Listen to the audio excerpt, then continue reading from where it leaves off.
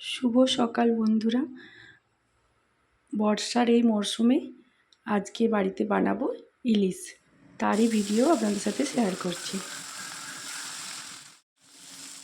তো প্রথমেই আমি সর্ষের তেল দিয়ে ইলিশটা হালকা করে ভেজে নিচ্ছি। সব মাছগুলো ভেজে নেওয়ার পর এরপর এর মধ্যে দিয়ে দিচ্ছি আমি পেঁয়াজ কুচি, টমেটো কুচি।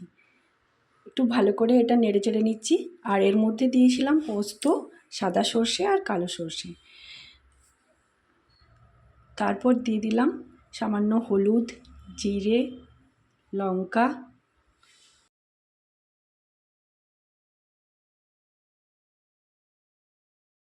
এরপর এর মধ্যে দিয়ে দিলাম স্বাদ মতো নুন।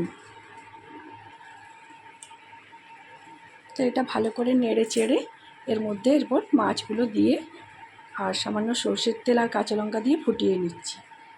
তো রেডি হয়ে গেছে সর্ষে ইলিশ।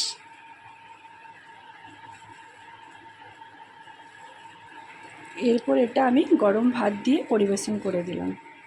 তো তার সাথে ছিল ডাল, পোস্ত আর ডাঁটা চচ্চড়ি। তো আজকের ভিডিওটা কেমন লাগলো সেটা জানাবেন, আর ভালো লাগলে একটা লাইক করে দেবেন। তো আজকের মতন বাই।